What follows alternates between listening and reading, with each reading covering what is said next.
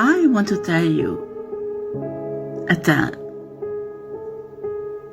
When Atlantis existed, this tale was told to every child, actually, and there was a moral in it. First of all, you need to understand, when Atlantis existed, Earth was different.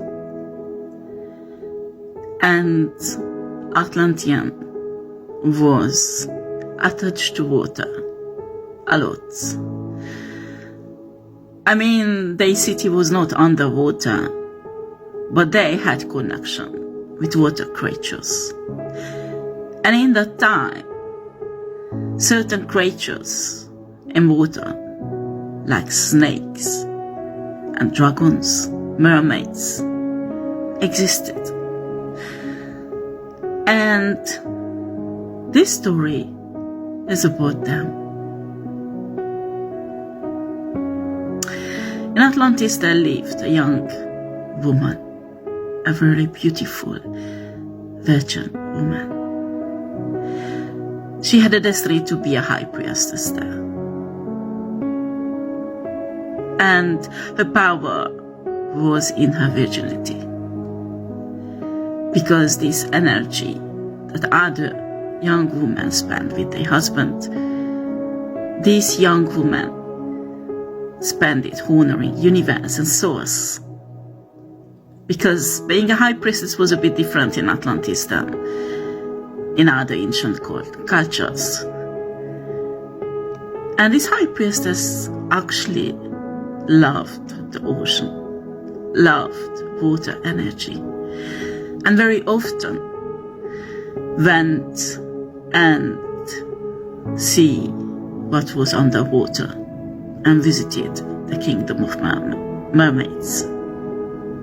In Atlantis, high priestess had the power to create a kind of potion, but actually was rather like a chemical compound that they could shape-shift into another creature's skin. Actually, on a cellular level, they could transform and change into something else. This was a kind of technology. Well, today we would call it magic, but it was scientifically backed up in that time.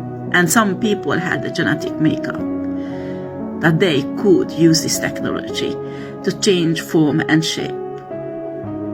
So every time this woman went down in the kingdom of mermaids, because she had friends there, and she loved spending time in the deep ocean, she transformed herself into a dragon, a beautiful dragon, a beautiful dark blue dragon. And she went down to see her friends, the mermaids. She played around. And she had also dragon friends and snake friends and other sea creatures who were highly intelligent, just like humanoids. Until one day,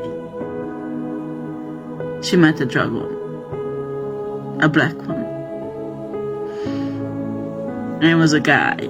Of course, they fall in love. They fall in love. And in that time, well, you need to understand there were a few virgins, high priestess in Atlantis. They were chosen, and they were responsible for the well-being of the city. They had to stay celibate until officially, religiously, at the moon cycle, certain moon cycle, another virgin high priestess with the same destiny will replace them.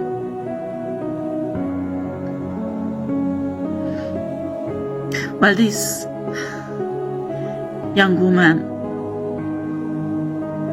was really in love with this guy. So when she got back to Atlantis, this guy went also. You need to understand, these dragon creatures could transform into human also. Actually, they had two forms, dragon and human. But the problem, nobody accepted this guy in Atlantis. They treated him like low vibrational, somebody, foreigner who does not belong to us. And they could not accept that a high priestess with such a high grade would fall in love with a man like that. So there were many plots actually to kill this guy. That is very low vibrational. Huh? To make this guy go back to his place in the water. But he loved this woman so much. He could not live without her. And she could not live without him. In spite of that, they did not make love yet.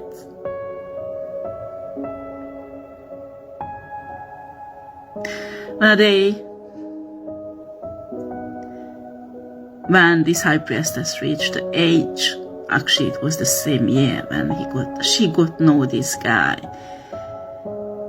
Another high priestess came, to change her position.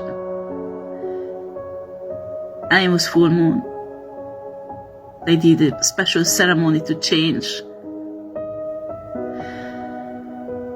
the position of the high priestess, so she could finally stop being the high priestess and find somebody to get married with. And on that day, she was happy. She was really happy.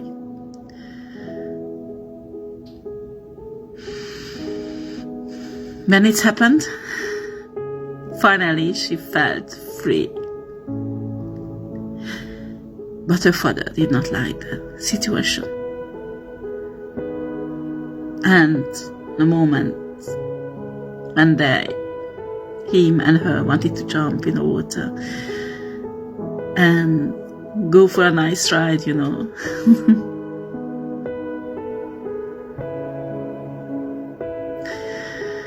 Well, there was an arrow went through the heart of the guy.